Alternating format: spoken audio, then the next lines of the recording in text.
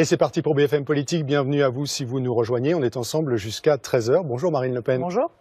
Est-ce que le président Emmanuel Macron était à sa place hier en fin d'après-midi à Villacoublay pour accueillir les deux ex-otages? Non, je ne le crois pas. Je crois que le président de la République n'aurait pas dû aller accueillir ces otages. Il ne s'agit pas d'ailleurs de clouer au pilori obligatoirement ces deux otages qui ont fait preuve incontestablement d'inconscience, d'inconsistance, mais... L'imprudence qu'ils ont reconnue eux-mêmes. Voilà, qu'ils ont reconnu eux-mêmes, mais de fait, le président de la République n'avait pas à les accueillir un petit peu comme des héros. Je pense que l'intégralité des hommages, en réalité, aurait dû être réservée à ces deux militaires d'élite qui ont donné leur vie, pas pour rien. Je veux quand même le dire, pas pour rien, pour un grand principe qui est celui de la France et qui est qu'on ne laisse jamais un de nos compatriotes en danger quand on peut lui porter secours. Et c'est tout à la gloire de ces militaires et de notre armée en général qui fait preuve ainsi de sa compétence et de sa grandeur. Ça veut dire que même en ayant connaissance des circonstances et des risques, vous, président de la République, vous auriez aussi ordonné cette intervention ? Je pense que partout où un Français est en danger, la nation française lui doit secours. Encore une fois, hélas, bien souvent, des gens qui sont inconscients se mettent en danger par stupidité. Il n'y a pas que ceux qui partent dans des territoires qui sont très vivement déconseillés. Il y en a, hélas, tous les jours. Et pourtant, nos services de secours, notre police, notre gendarmerie, notre armée sont là pour les secourir. C'est ce qui fait de nous, je le crois, un grand pays. Mais ce qu'explique l'entourage du président de la République, c'est que le sens de sa présence hier après-midi à Villacoublay, c'était précisément ça. C'était pour dire, c'est une façon de dire que la République et son président portent secours aux Français. Non, c'est l'armée qui a quelles que porté soient les secours. circonstances. C'est l'armée qui a porté secours et évidemment, il n'avait pas à y aller. Je pense qu'il espérait tirer de cela un bénéfice électoral. Quand il a vu, évidemment, la réaction, notamment des politiques, mais aussi des Français sur les réseaux sociaux, du coup, il a fait un pas en arrière et il a rendu cette cérémonie, entre guillemets, beaucoup plus sobre probablement qu'elle n'était prévue au départ. Une démarche électorale, vous dites. Emmanuel Macron transforme tout en malaise. Il y a quand même un problème dans sa relation avec les faits et avec les valeurs de notre pays, avec le ressenti des Français. À chaque fois qu'il effectue un acte, à chaque fois il y a un sentiment de malaise derrière parce qu'il n'est pas en connexion avec le peuple français. Mais là, il fait campagne quand il va accueillir les otages, bon. Mais il fait campagne depuis des mois, monsieur.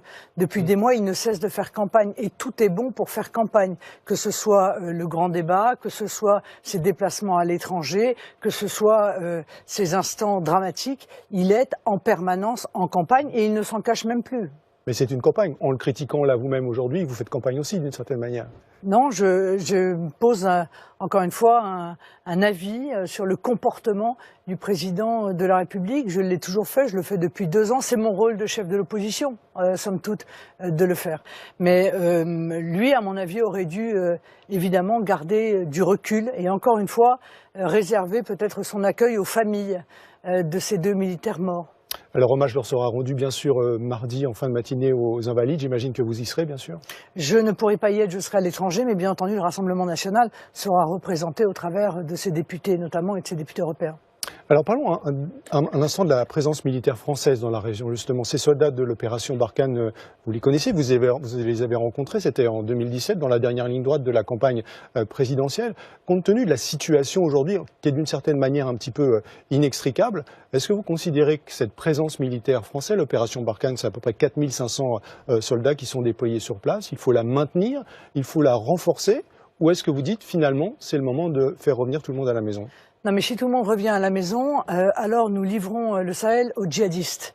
Et par conséquent, par ricochet, notre pays sera en situation encore plus difficile face au danger du terrorisme islamiste qu'il ne l'est aujourd'hui. Donc je pense qu'il ne faut pas évidemment quitter. Bien sûr, on a toujours l'espoir de pouvoir former les armées sur place pour leur permettre de prendre le relais. Mais aujourd'hui, très clairement, compte tenu de l'activité de ces groupes armés terroristes, nous ne pouvons pas quitter le terrain, donc il faut y rester. Mais il faut y rester, je crois que l'attente aussi de notre armée dans ces conditions, on leur donne une mission, mais l'attente c'est que derrière, tout soit fait également sur notre propre territoire pour lutter contre le fondamentalisme islamiste. C'est cela que je reproche fondamentalement au gouvernement. C'est qu'en réalité, on a beaucoup de grandes paroles. Emmanuel Macron a encore dit récemment qu'il fallait tout faire pour empêcher le fondamentalisme islamiste, mais il ne fait rien. Il ne ferme pas les mosquées salafistes, il ne renvoie pas les prêcheurs de haine, il ne limite pas l'immigration, il laisse toutes les frontières ouvertes, il laisse les zones de non-droit se multiplier dans notre pays, où nous savons pertinemment que des quartiers entiers sont entre les mains des fondamentalistes islamistes. Il laisse dans la fonction publique, dans les écoles, dans le sport, dans les associations sportives, les exigences de ces fondamentalistes avancés, sans donner aucune direction, aucune directive pour éradiquer simplement le fondamentalisme islamiste de notre pays. Quand il dit sur tous ces sujets, un, qu'il a pris déjà un certain nombre de mesures, et deux, qu'il est prêt à serrer la vis un peu plus, pour vous, ce n'est pas crédible? Mais c'est-à-dire ? Parce qu'il n'y a rien, tout ça ce sont des paroles. On ne peut pas se payer de paroles dans la lutte contre le fondamentalisme islamiste qui met en danger nos vies au travers du terrorisme, mais aussi notre mode de vie, nos traditions, nos valeurs. Il y a quelques jours, une femme n'a pas pu monter dans un bus parce qu'elle était en jupe et que le chauffeur, on sait qu'il y a des problèmes à la RATP de fondamentalisme islamiste, mais il y en a hélas dans tous les services publics. Eh bien, rien n'est fait contre cela. Donc je pense qu'il y a dans ce domaine un laxisme absolument total dont nous payons, nous, Français, évidemment, très lourdement les conséquences. Je voudrais qu'on dise un mot de la mobilisation des Gilets jaunes hier, qui a été plus faible que les semaines précédentes, 18 600 personnes selon le ministère de l'Intérieur, le double selon les organisateurs. Est-ce que cette mobilisation déclinante, pour vous, elle est annonciatrice d'une disparition progressive du mouvement? Est-ce que c'est une parenthèse? Comment est-ce que vous la voyez? Je ne le crois pas. Enfin, cela fait des semaines et des semaines et des semaines que l'on nous dit ça. Je ne le crois pas. Je crois que la colère est toujours là. Je crois que le sentiment d'injustice est toujours là. Et que le président de la République a refusé en réalité véritablement de répondre à ces revendications. Donc, 17 milliards, c'est pas une réponse. Probablement quelques gilets jaunes, en réalité, attendent l'acte 26 mai. Non pas l'acte 26, mais l'acte 26 mai, c'est-à-dire la capacité dans les urnes d'exprimer leur désaccord avec la politique menée par Emmanuel Macron. Et ils ont raison de le faire, parce que je rappelle que l'élection européenne est la dernière élection nationale avant les présidentielles. Après, on sera avec des municipales, des régionales, des départementales, c'est-à-dire des élections où il est difficile de lancer un signal à Emmanuel Macron. Mais là, dans le cadre de ces élections européennes, il a refusé de répondre. On peut dire qu'il a mal répondu ou répondu à côté, mais il a quand même mis 17 milliards d'euros sur la table. Non, d'abord il y a une partie, excusez-moi, qu'il a rendue, mais qu'il avait, en l'occurrence, dont il avait privé les Français antérieurement. Il y a eu donc des allers-retours sur un certain nombre de cotisations, bon, c'est vrai, voilà. mais pas donc, que. Non, il n'a pas répondu. Il n'a pas répondu à la crise institutionnelle, il n'a pas répondu à la crise démocratique. Il n'y a rien eu sur le référendum d'initiative populaire qui était pourtant extrêmement attendu par les Gilets jaunes, mais pas seulement par les Gilets jaunes, par les Français. Il a délivré quelques miettes. Et encore, on ne connaît pas exactement le niveau de proportionnel, alors que, évidemment, chacun admet que l'Assemblée nationale n'est pas aujourd'hui représentative du poids des opinions politiques des uns et des autres dans notre pays. Tout cela, eh bien, ça va générer en réalité les crises de demain. Et puis surtout, il n'a pas rompu avec le choix qui était le sien, qui était de mettre en place une fiscalité très douce pour les plus puissants, les plus riches dans notre pays, puisque quasiment l'intégralité en réalité des baisses d'impôts ont bénéficié à 0,1% des Français. Donc, il y a quand même 5 milliards de baisses d'impôts pour les tranches les plus modestes. Oui, j'attends de voir exactement en quoi ça va consister. Parce que moi, je pense que les baisses vont être en l'occurrence dérisoires. Si j'en crois les quelques pistes que j'ai entendues, s'il s'agit de baisser de 14 à 11% la première tranche, le bénéfice pour les Français va être dérisoire. Au moment où, parallèlement, ne serait-ce que l'augmentation du prix de l'électricité de 5% au mois de juillet prochain va probablement leur reprendre de la main droite ce qu'on leur a donné de la main gauche. Il ne peut pas jouer au bonneteau comme ça en permanence. Le problème avec Emmanuel Macron, c'est qu'il y a un problème fondamental de confiance entre lui et les Français. Souvenez-vous, il y a quelques mois, il avait annoncé qu'il allait accorder 100 € pour tous les gens qui gagnaient le SMIC. Et puis on s'est rendu compte qu'en réalité, ça touchait pas tous les gens qui gagnaient le SMIC, qu'en réalité, ce serait pas véritablement 100 €, et que quand les Français ont regardé, ils se sont rendus compte, eh bien, qu'ils rentraient jamais dans les cases. C'est un peu l'astérix, vous savez, au bas du contrat d'assurance, Emmanuel Macron. On se dit toujours qu'à un moment donné ou à un autre, on va finir par se faire avoir, et en général, c'est le cas. Ça veut dire que, par exemple, les chiffres donnés il y a quelques jours par Édouard Philippe sur les gains de pouvoir d'achat, 800 € par Français en moyenne, dont, dit-il, près de 400 €, conséquence des mesures annoncées en décembre et plus récemment. Ces chiffres sont faux pour vous? Ils sont faux, ils sont malhonnêtes. C'est pas qu'ils sont faux, c'est qu'ils sont malhonnêtes.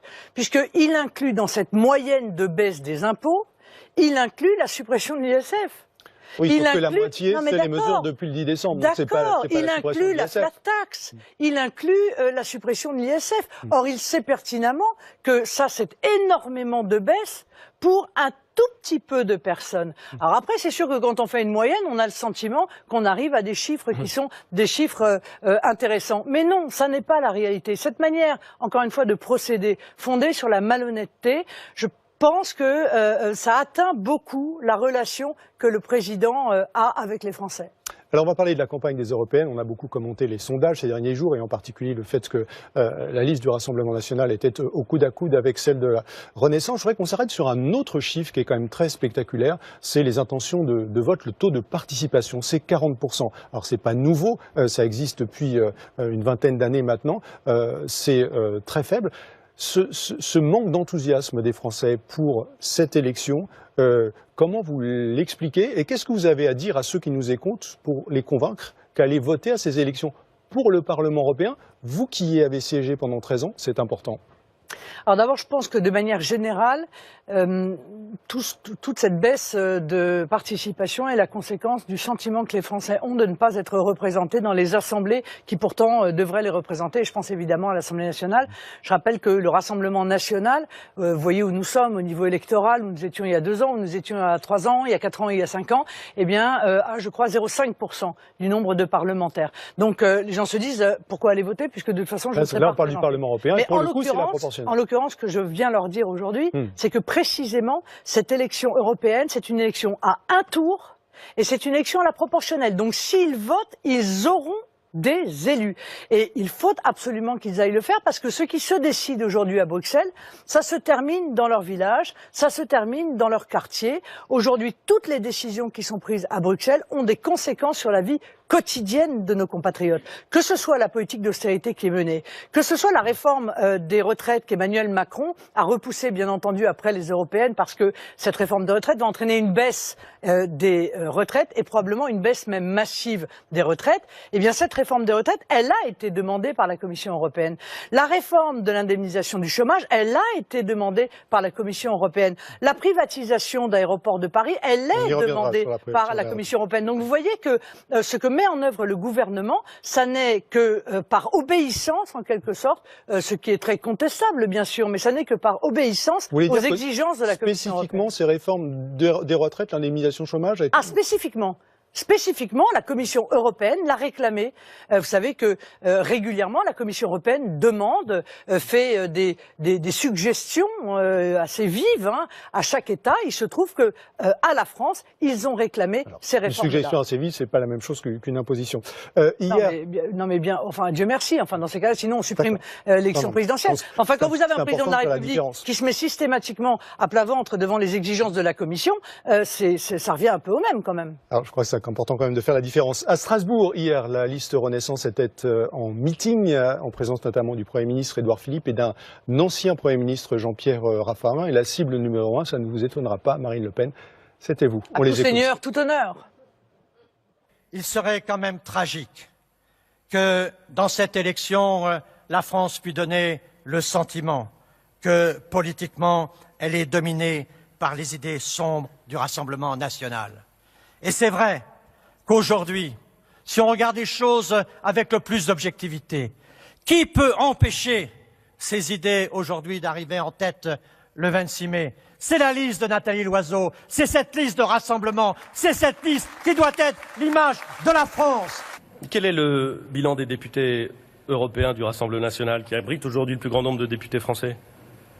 Celui qui consiste à avoir voté contre le renforcement des moyens de Frontex pour protéger nos frontières extérieures? Celui d'avoir voté contre toutes les mesures qui visent à réduire l'immigration illégale dans les pays d'origine? Celui d'avoir voté contre l'encadrement du travail détaché en Europe, que tout le monde, dans une unanimité, il faut bien reconnaître, assez rare, a salué comme une vraie avancée? C'est ça leur bilan. C'est affaiblir la voix de la France et défaire l'Europe. Qui peut croire à ça? Monsieur Raffarin, c'est le symbole du nouveau monde, je suppose. Bon. Sur le fond, qu'est-ce que vous leur répondez? Oui, mais qui peut croire à ça? Comment un Premier ministre peut avoir des arguments aussi indigents à l'égard de la première force d'opposition? Qui peut croire que Donc nous n'avons pas mis... Ce qu'ils disent sur les votes, c'est faux.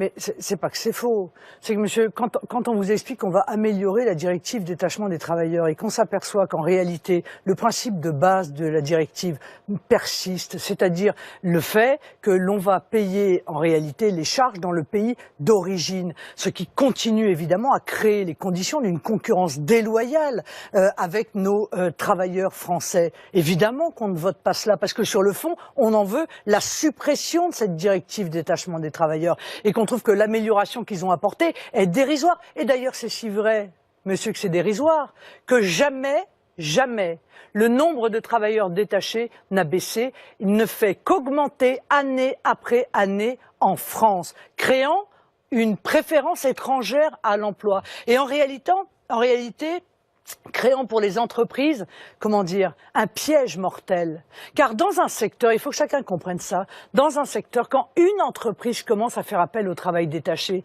les autres entreprises concurrentes sur le même secteur ne peuvent plus faire autrement que de faire elles aussi appel à du travail détaché pour être compétitives. Donc on voit bien que ce cercle, qui est un cercle vicieux, n'a pas de sens. Quant à Frontex, pourquoi voulez-vous que je renforce Frontex alors qu'aujourd'hui Frontex n'est pas là pour empêcher les immigrés clandestins d'arriver, mais pour les accueillir? Ce sont des hôtesses d'accueil de l'immigration clandestine. Donc il n'y a absolument aucune raison de renforcer une structure qui en réalité va chercher les clandestins pour les ramener sur le territoire européen, leur permettant ainsi, grâce à Schengen, c'est-à-dire à la disparition des frontières nationales, de s'égayer dans l'ensemble des pays européens. Est-ce que vous savez que la Roumanie vient de passer un accord avec le Pakistan pour faire venir 500 000 Pakistanais, travailleurs pakistanais en Roumanie? Parce que 2,5 millions de travailleurs roumains sont partis travailler dans d'autres pays parce qu'ils étaient peu chers.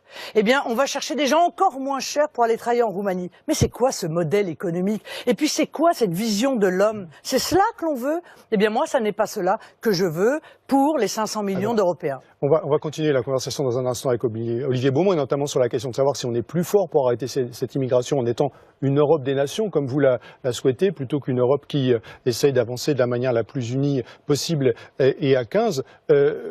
Vous avez dit, si le président n'est pas en première place, il doit partir. Vous êtes chef de parti, vous n'êtes pas chef d'État, vous n'êtes pas dans la même position, mais vous avez aussi, vous, un enjeu dans cette élection. Vous avez fait 25% la fois précédente. Vous étiez le premier parti de France. Si vous n'êtes pas en tête dans 2 semaines, quelles sont les conséquences pour vous? Monsieur Arnaud, pardon, mais nous sommes dans le cadre d'institutions. Nous sommes une nation. Nous avons une constitution. Cette constitution, elle donne une mission au président de la République. J'ai dit que vous n'étiez pas dans la même position. C'est simplement la question, c'est d'être le président de tous les Français. Et donc, de ne pas descendre dans l'arène et surtout... Ils l'ont tous fait. Non, pas de cette manière-là. Non, Nicolas pas de Sarkozy cette a fait des meetings, François Hollande a... Chacun a fait un meeting, a lancé un petit signal pour soutenir son propre camp. Mais aucun président... Vous disiez vous-même, quand vous étiez en campagne, Marine Le Pen, il fallait faire campagne contre Nicolas Sarkozy, qu'il fallait faire campagne contre François Hollande. Lorsque vous arrivez en tête il y a 5 ans, au lendemain, vous dites il faut dissoudre l'Assemblée nationale. Ça veut bien dire que... Monsieur, encore une fois, monsieur Arnaud, il est président de la République. Aucun président de la République sous la 5e, aucun, vous m'entendez? Aucun n'a mis sa photo et son message sur la profession de foi. Aucun des Européens. Ça n'est jamais arrivé. Et surtout, aucun président de la République n'a pris la parole pour dire qu'il dépenserait toute son énergie, non pas à lutter contre le chômage, non pas à lutter contre le terrorisme islamiste, non pas à lutter contre la baisse du pouvoir d'achat, non pas pour lutter contre l'insécurité qui gangrène notre pays, non, à lutter contre un autre mouvement politique. Aucun n'a fait cela. En faisant cela, il est sorti de sa fonction, qu'il a au passage d'ailleurs profondément abaissée. Et en sortant de sa fonction, fonctions de président de la République, la conséquence de cela, c'est qu'il doit assumer la responsabilité de son choix. La responsabilité, effectivement, ce serait normalement, comme l'a fait le général de Gaulle, puisqu'il transforme cette élection en référendum, de partir s'il le perd. Ça me paraît d'une logique absolue, avec l'esprit, encore une fois, de nos institutions et de notre Constitution. On poursuit la conversation avec Marine Le Pen, c'est la séquence politique au quotidien.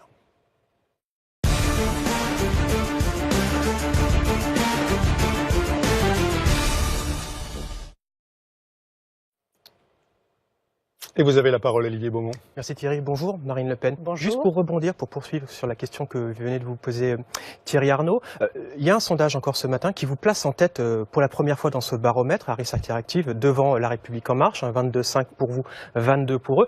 C'est vrai quand même, on a le sentiment que pour votre parti et pour tous les partis populistes en Europe, tous les feux sont verts en fait, tous les vents sont porteurs. C'est-à-dire que si demain vous arriviez deuxième, ça crée un frein à cette dynamique que vous avez en ce moment ? Est-ce que vous envisagez d'ailleurs une deuxième place? C'est possible. Vous étiez en tête en 2014. Je ne le crois pas. Vous avez participé, mais vous n'étiez pas le seul, il faut bien le dire, à tous ceux qui nous avaient enterrés il y a un an. Nous étions morts. D'ailleurs, il y a un an, dans les sondages, nous étions donnés à 13%, et La République En Marche à 28%.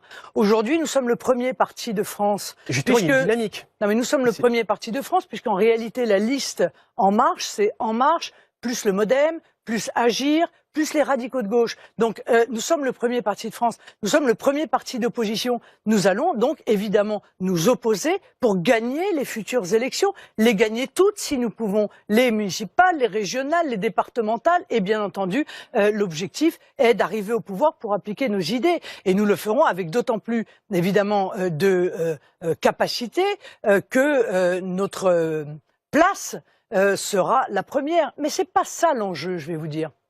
L'enjeu n'est pas pour le Rassemblement national. L'enjeu, c'est pour les Français.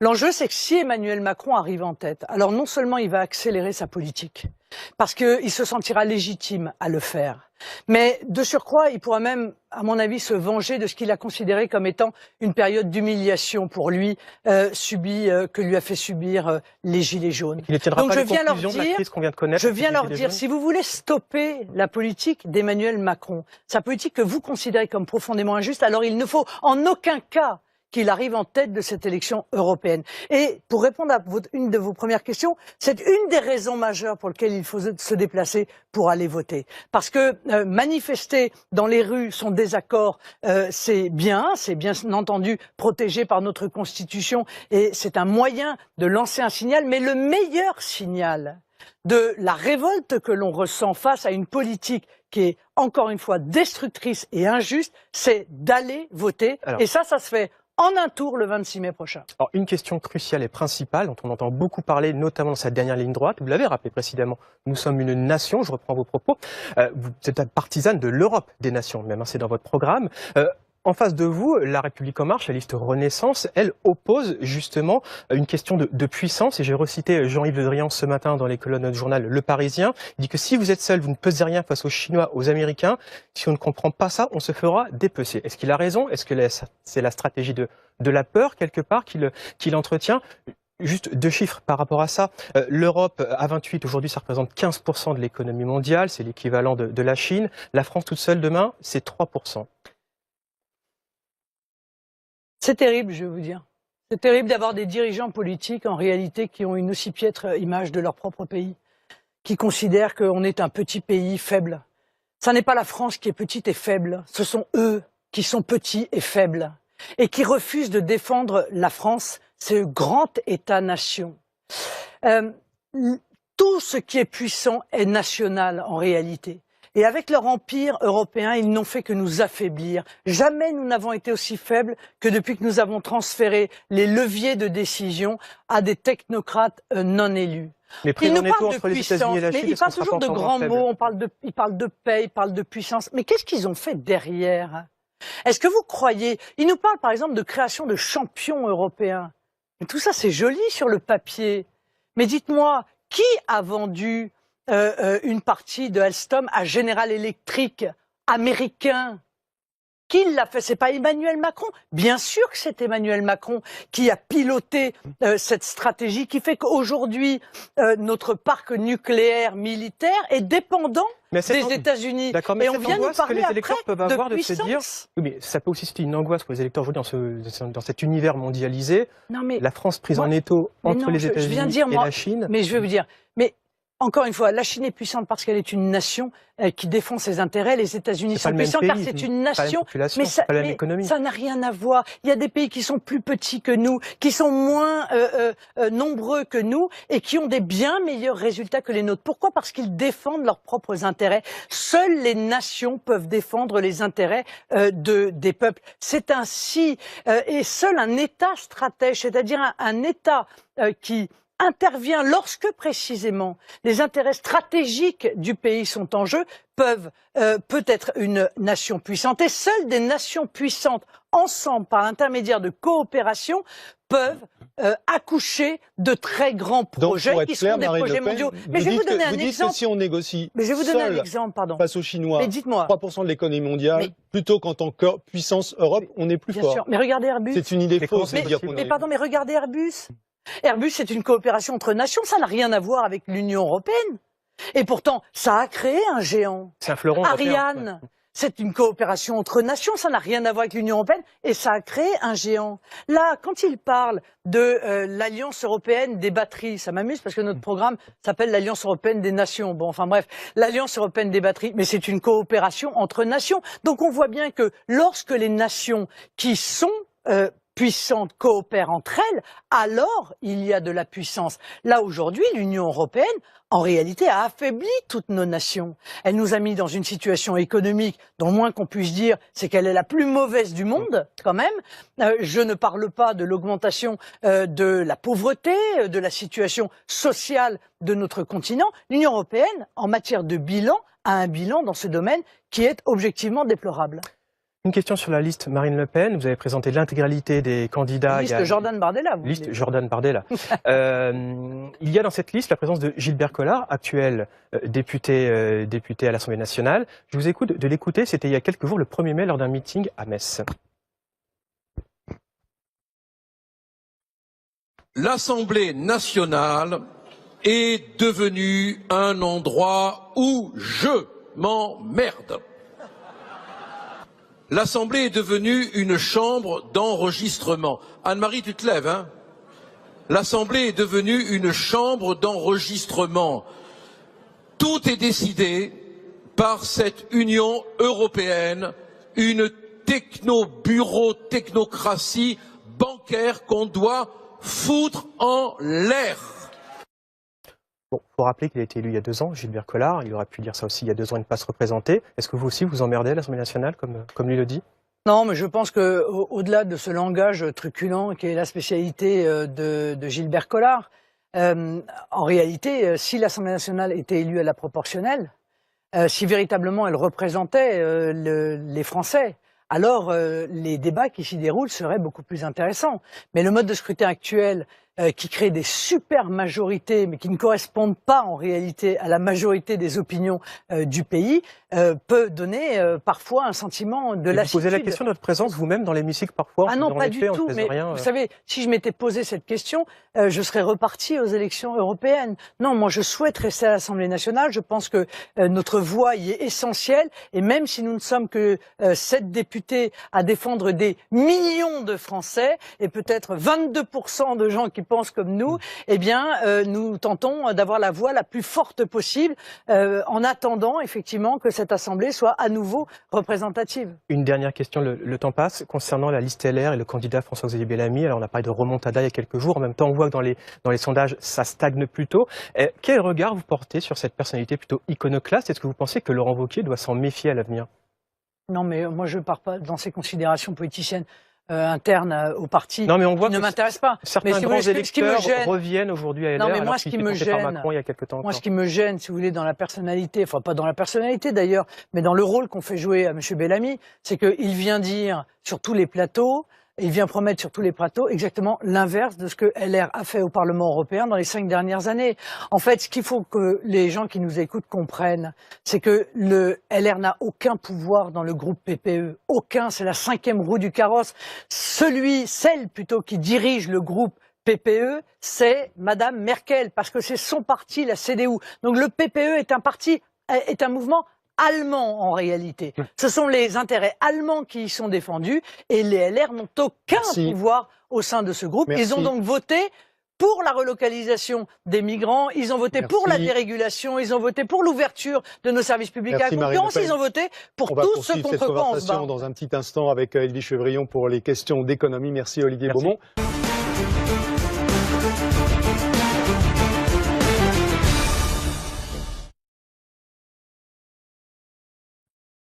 Marine Le Pen, la présidente du Rassemblement national, est l'invitée de BFM Politique jusqu'à 13h et c'est le moment des questions d'écho et c'est avec vous Edwige Chevrillon. Bonjour Thierry Arnaud. Bonjour Marine Le Pen. Bonjour. On va parler évidemment d'Europe, du système monétaire, du serpent monétaire justement, que vous voulez réinventer peut-être. Peut-être avant une question sur ADP, la privatisation d'ADP. On a vu que le Conseil constitutionnel a donc décidé jeudi de valider la procédure de ce référendum d'initiative partagée. C'est un moment un peu historique, c'est la première fois depuis sa création en 2008. Alors, vous n'avez pas été associé à la signature qui a engendré justement ce RIP. Est-ce qu'en même temps, vous allez faire campagne? Est-ce que pour vous, c'est effectivement une décision historique? Oui, d'abord, je regrette le comportement sectaire des autres mouvements politiques français qui ne se grandissent pas.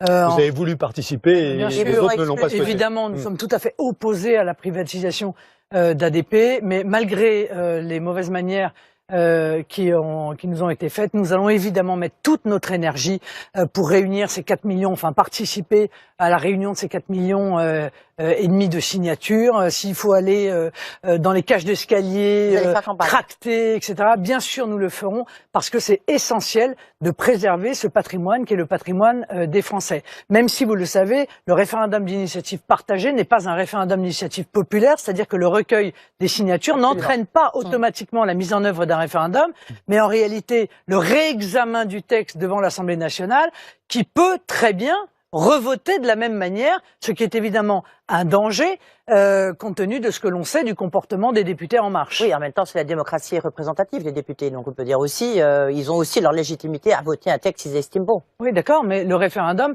existe également dans notre Constitution. Et ce qu'il faudrait, c'est permettre un référendum direct, c'est-à-dire que 500 000 signatures et non pas 4 millions et demi, ce qui représente une somme colossale à réunir en l'espace de, je crois, 9 mois.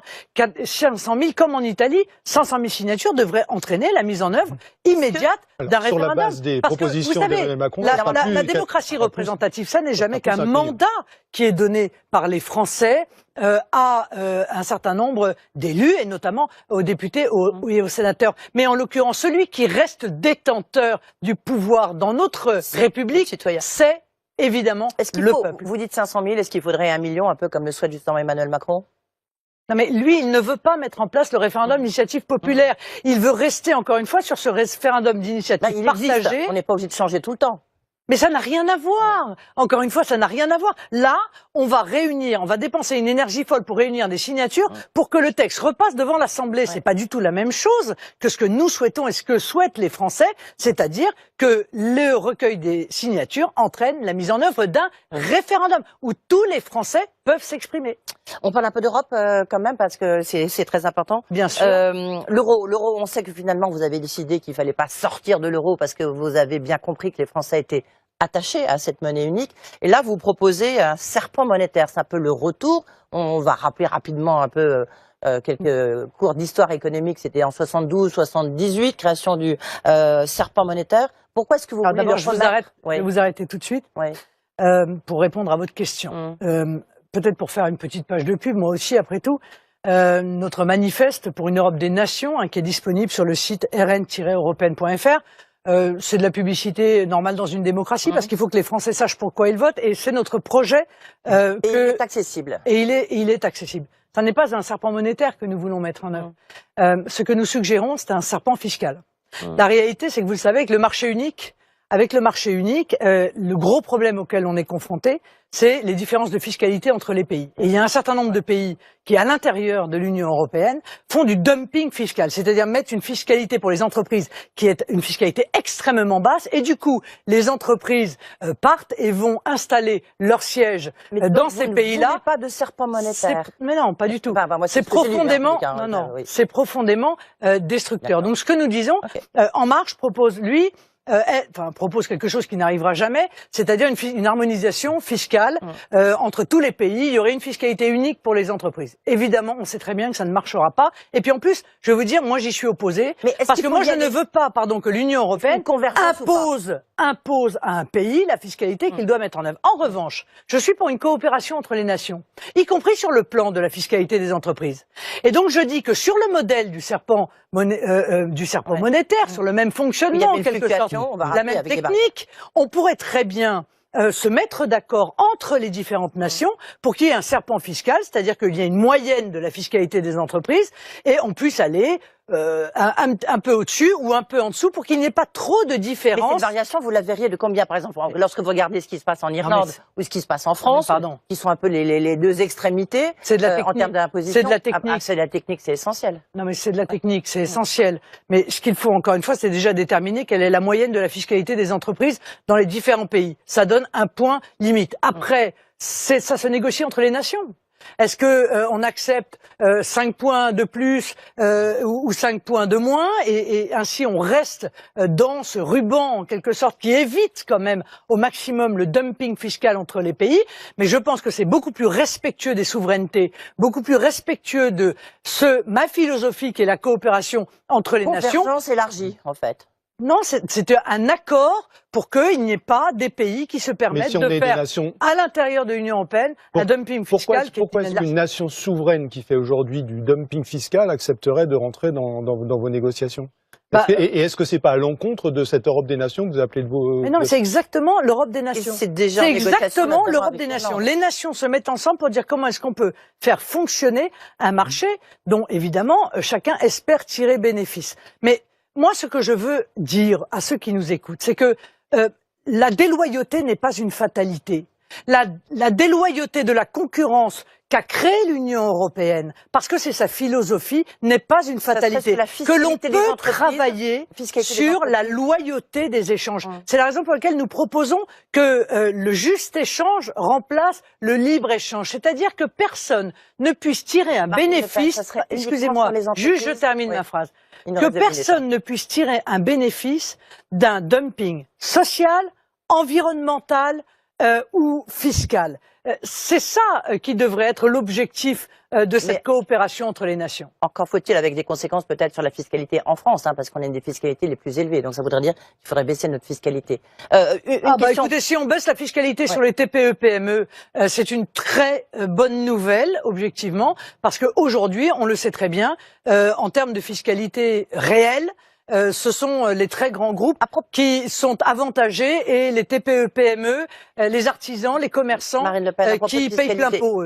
À propos de fiscalité, justement, on va parler du prix de l'essence parce qu'on voit bien que de nouveau les prix sont très très élevés avec un super 95 à 1,58 et ou un diesel à 1,48. Est-ce qu'il faut baisser la taxe justement parce que la France est un des pays où la taxe les produits pétroliers est le plus élevée? Est-ce que vous estimez qu'il faut que l'État fasse un sacrifice et abaisse le taux de fiscalité sur notre essence? Mais ça me paraît évident.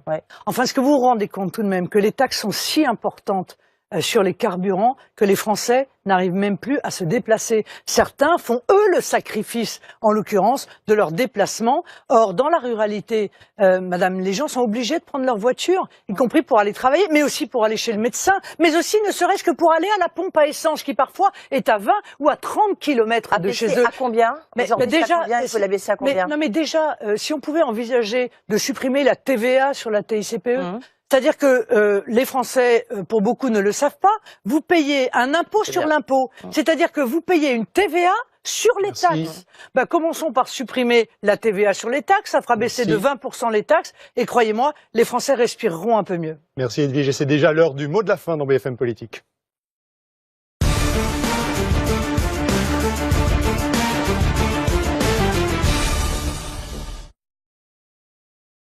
Marine Le Pen, j'avais prévu qu'on parle un peu financement des campagnes électorales. Il nous reste très peu de temps, alors je voudrais simplement vous poser une question très précise. Un reportage chez nos confrères de France 2 a été diffusé la semaine dernière qui met en cause les relations de votre parti avec Steve Bannon, l'ancien conseiller de Donald Trump, avec qui vous avez eu un certain nombre d'échanges. Alors la question est très simple pour clarifier les choses. Est-ce que vous pouvez nous dire aujourd'hui clairement et formellement qu'il n'y a aucun financement américain organisé par Steve Bannon du Front National? Il n'y a aucun financement américain organisé par Steve Bannon pour le Rassemblement national. Et d'ailleurs, je vous signale que c'est interdit par la loi, puisqu'on ne peut même pas aller emprunter auprès d'une banque extra-européenne depuis la loi de 2017. En revanche, Steve Bannon est de très bons conseils pour pouvoir faire des levées de fonds qui sont nécessaires, évidemment, auprès des Français, auprès de nos électeurs, pour nous permettre de les défendre au mieux. Et c'est de cette manière que vous avez financé cette campagne, par un emprunt auprès des Français qui a, je crois, levé 4 millions d'euros.